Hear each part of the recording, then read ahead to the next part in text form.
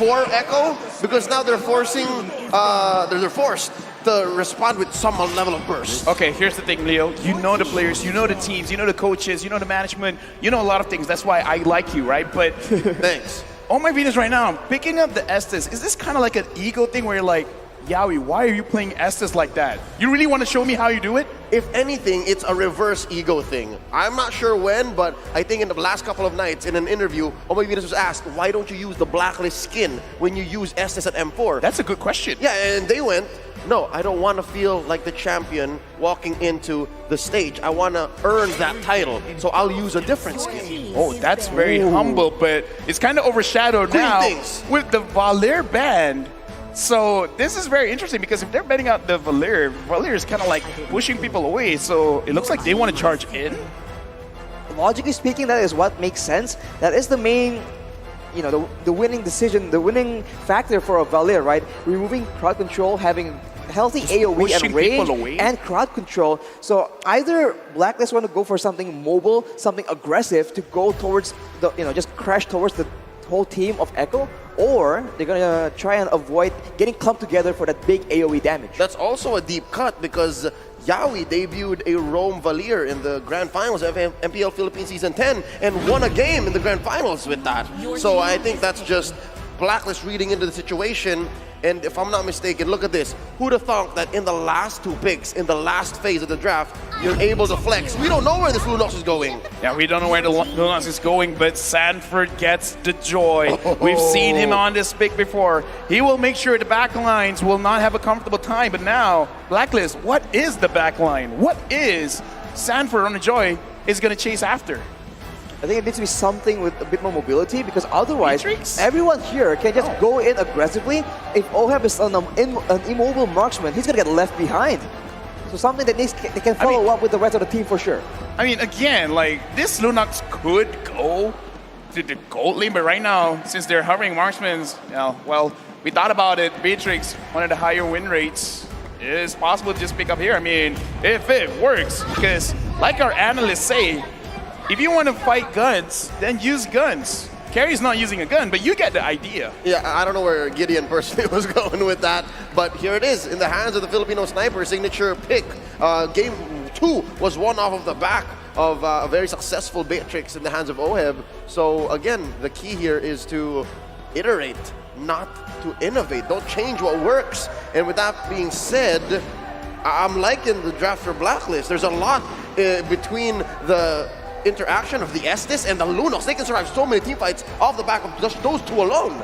But I think as far as the full team fight, the full-blown 5v5 team fight is concerned, it seems like both these compositions are gonna clash against each other. And for Echo, with a Lolita, with a Faramis and a Fredrin, I feel like there's a lot more possibility for a big crowd control tool. So I think Blacklist needs to be very careful.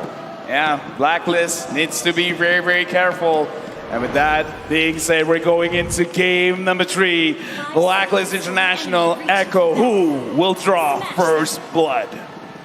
Oof, I mean, in the early game, I think that Echo still has a lot more aggressive heroes in the pool. Lolita in the early game, deceptively high damage with the Bulwark, right? And then afterwards, having that Joy is definitely something that they will try and abuse. Yep, and again, the interaction of the Estes and Lunox surviving a lot is countered by the Bulwark because again, the Lunox is throwing out projectiles that Yaoi can block. So that is something Echo can go for. With today's matches, wow, Oh My Venus hit a milestone, 500 total assists in the M series. And V has been part of what? Just 2 so far. Well, 3. V played in M1. I mean, like, here's the thing. When you're playing a strat, like the Uve strat, that kind of stat is like something that you're expecting. Now, looking at this, Wise invades the jungle of Carl TZ, and now Blacklist International as well as Echo, they're trying to read each other out. They're trying to see where the aggression is. Is Blacklist going to try to get another first blood here in this phase of the map? Oh, they are relentless. They're forcing a response from Carl TZ here, and they're going to get it. But we'll see. This buff, this creep rather, still standing. Wise comes in. Retribution spent. Ooh, wow.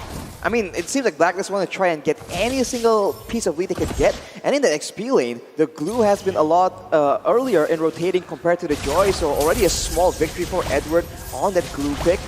And for both teams, right, there's a very limited amount of crowd control. So these high mobility dive heroes are going to have a huge role to play in that mid game. But for now, for Benny at least, he is just focused on scaling because later on, this is the man that everyone is looking towards to try and just deal enough damage to melt through everything, including the Blessing of the Moon Goddess. You're right, the storms are brewing, but now in the Turtle Pit, Contizi with a massive pull. Here comes Sanford, Edward with a split. Who's he gonna jump down onto? And there's a Numenor Blast, helping Contizi secure the turtle. Down goes King Wise, Edward on the Contizi with the grab, forcing a Cult Altar from Sanji. Edward jumps off, Flicker as well, they retreat.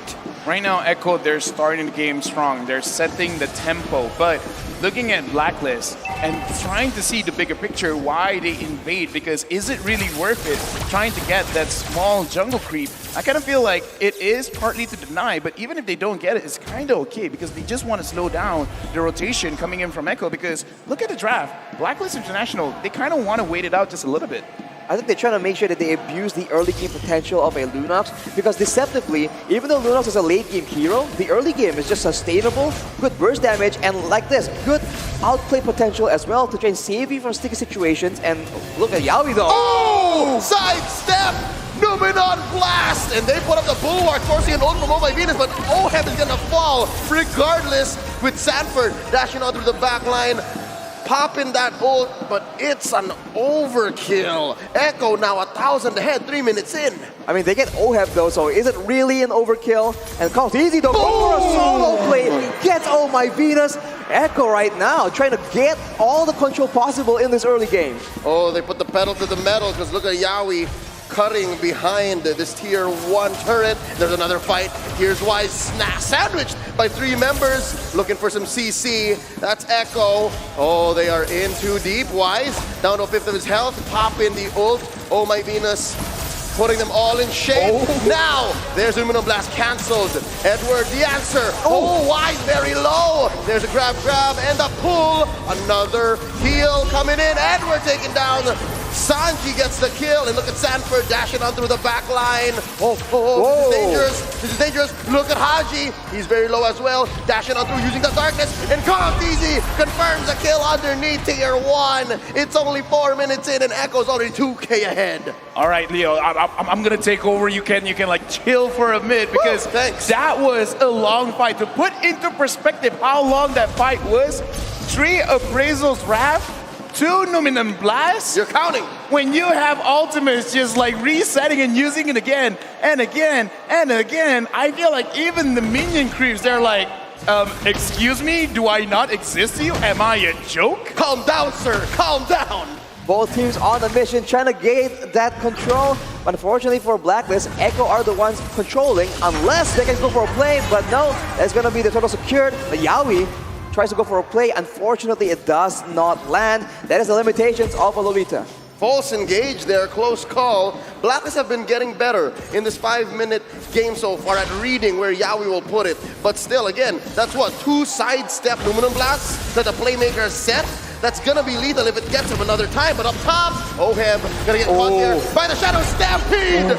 And the storm trumps the Filipino sniper. Another one up top. But an ult from Oh My Venus puts Contizi in a compromised position. Here comes Wise with Divine Judgment on Sanji. Shadow Stampede pulling King Wise in, securing the kill for Carl Teasy. That's 2 up top.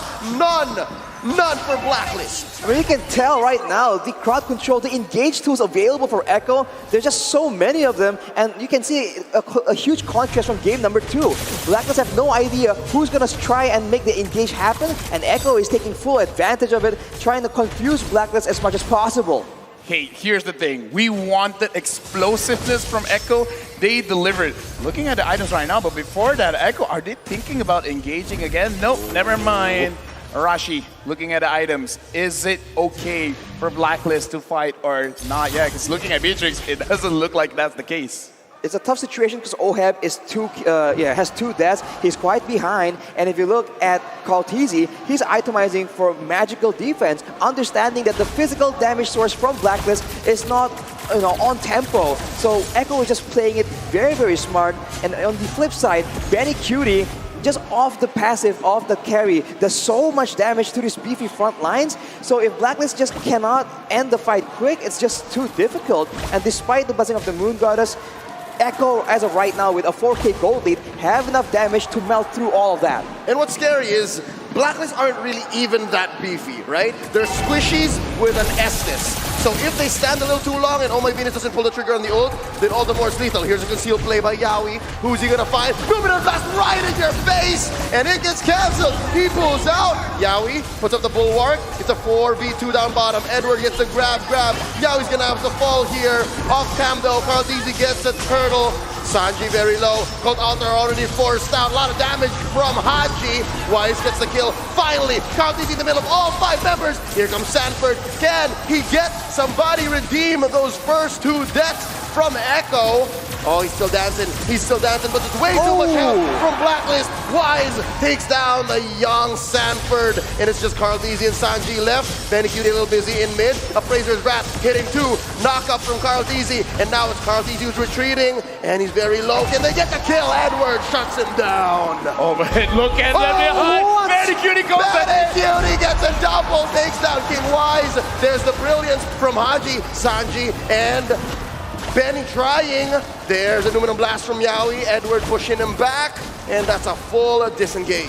I mean, you say a full disengage, but Echo and Blacklist, they're looking for any reason to go through. Psych! There's a grab, and a split, pulling him back. Edward knows he can't get the kill on Yaoi. Now for reals, that's a disengage. Honestly, out of nowhere, the carry, Benny Cutie just showed up behind them out of nowhere. Even I missed that due to so much action going on around the whole fight. This is an insane game. But if you look at it, Blacklist is still itemizing for a lot of magical damage, whereas Benny Cutie already at 3 items. So you can see that his damage is something that Blacklist cannot ignore. I don't speak Tagalog, but if I would use my imagination, I would imagine for both teams, their comms is like, huh? Go? What you want me to go? You want me to engage? Again? Okay, I'll engage. Like, every single fight is like they're trying to find excuses of actually starting something. Echo marketing, Blacklist marketing, this is a clear sign that LaFell wants to hear the mic check for this match. All right, now Lord has spawned, both teams jockeying for position, looking for the pull. I feel like if Echo can go in together, not one by one like we saw in the previous fight, they have a really good chance of just winning decisively in these team fights due to their gold lead. But now Sanford is the one initiating that play, but look at the blast! Oh! Yaoi gets 3 underneath it. Oheb with Nibiru's passion, bombs away with Bennett. Cold Altar right on cue from Sanji. Edward very low. Benny Cutie takes him down. Another falls. Wise is down. No rescue for Blacklist International. They're not done. There's a stun onto Haji, and there's a pull. Down he goes. Sanji gets the kill. 3 for none so far. V and Oheb are forced to back out. Lord going over to Echo. 4,000 goal lead, and now Echo is getting themselves a Lord. They're pressuring down at mid. Will they try to get anything at all? Oheb misses the snipe. Right now, Echo, this is what we asked for. We wanted explosiveness, and I kind of feel like this first pick, Frederick, is really paying off. I don't know. If it were me, I'm not letting this Frederick go through again. I mean, it is still sitting at a very high win rate, but honestly, Benny Cutie, despite all the skills, all the effort Blacklist is throwing at him, still on 0 deaths. The protection coming in from his whole team is just so obnoxious, as he is just free hitting in the back, doing a lot of damage, and with that passive, Edward can't even stay for long. Right now, the Lord is at top. Blacklist International, they're waiting. If they get engaged. Divine Judgment on the Yaoi. Cold Altar forced out of Sanji, but they're still going to continue. Numinum Blast on the 2. They're going to retreat underneath their tier 1. Lord still alive, less than half health. Blacklist going to clean up house. Could have been lethal, but the world champions defend. I mean, you can see that for Echo, burst damage isn't exactly what they have to go for. It's for the most part a lot of DPS from Sanford and Benny Cutie. So if Blacklist can just disengage from the long prolonged team fights, I think they can have a good chance in staying in this game. But with that powered waves, Echo is going to try and make sure that they have all lanes under control and they have full coverage on the jungle of Blacklist International. Right now, I'm just looking at the KDA. Sanford 0-1 and 6, Yaoi 0-1 and 8, Sanji 2-1 and 8. This does show every single fight, everyone's basically involved. And they have a lot of ways to engage, and this is making it very difficult for Blacklist because they want to be able to disengage, but then the focus is everywhere. Who do you really focus on? Sanji? Yaoi? Sanford? You want to focus on Carl Deasy, but he looks nigh indestructible. They have perfected the Orca Pod strat. This is it.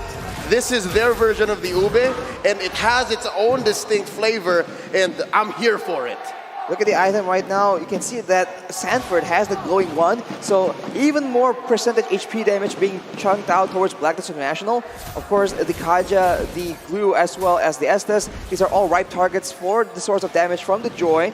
And you can see that Sanji has built the Necklace of Durance as well, ensuring that the longer the fight goes, that healing gets less and less.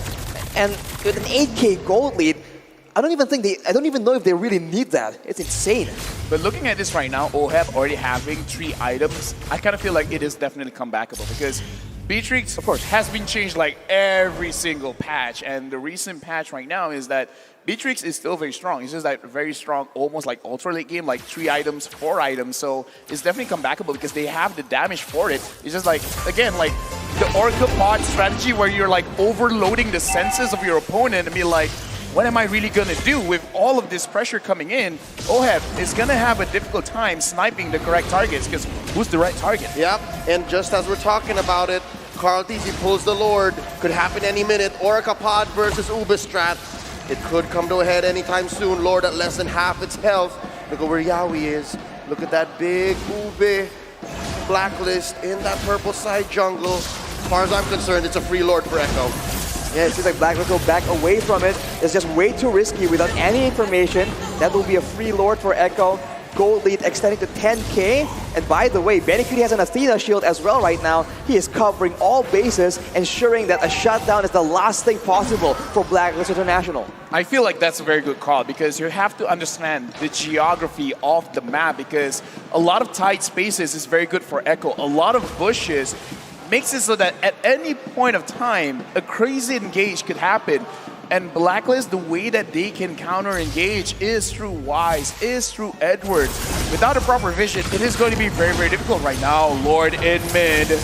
Oh, very good defense so far. Wise playing with fire. There's an Aluminum Blast with a flicker in by Yaoi. Stuns 3 underneath here. 3. That's an inhibitor at jeopardy. And so far, it's dangerous for Echo. Very low. 3 members backing out. Wise looking for someone, looking for anything. And they push back the Orcas. They went for an aggressive play, trying to just crack open the base of Blacklist International.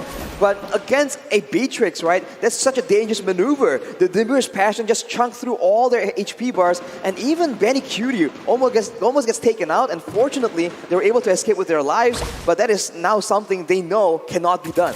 Exactly. 10,000 gold difference, and Blacklist almost killed 3 members of Echo. If that doesn't scream comebackable, I don't know what is. So now it really is evident at 50 minutes in the game. Looking at the items, Blacklist have basically all the damage that they need. They just need to be able to catch Echo slipping.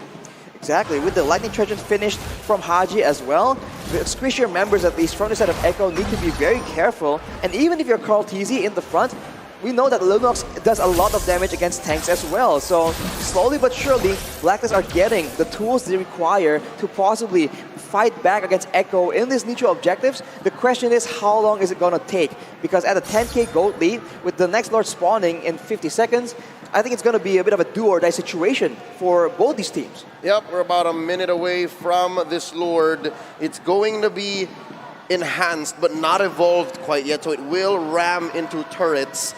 Thinking about how they can make this comeback maybe all the more convincing, I'm waiting for the KDA machine to get that 5th item. I think that's what's needed here.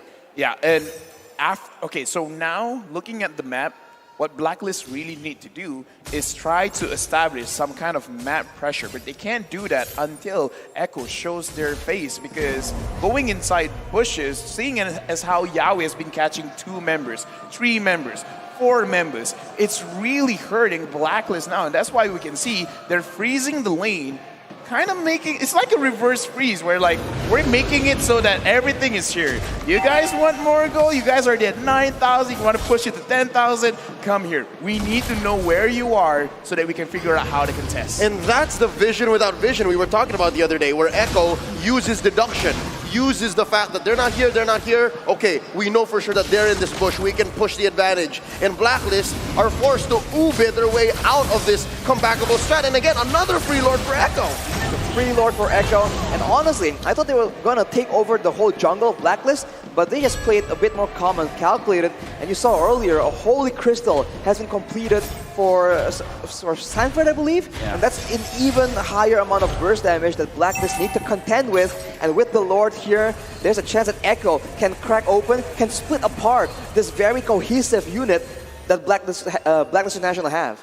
I gotta say, this is a very interesting strat, how they're turtling up here, Blacklist International. Like, people watching this, they might be like, oh, they're like giving up. It's like, no, they're not giving up. They're purposely setting up their own waves so that it's at their own favor. Exactly, it's a counter freeze. Because it was clear that Echo was freezing earlier to deny our utilities and resources, but now Blacklist are on the same page as well. That was a close call.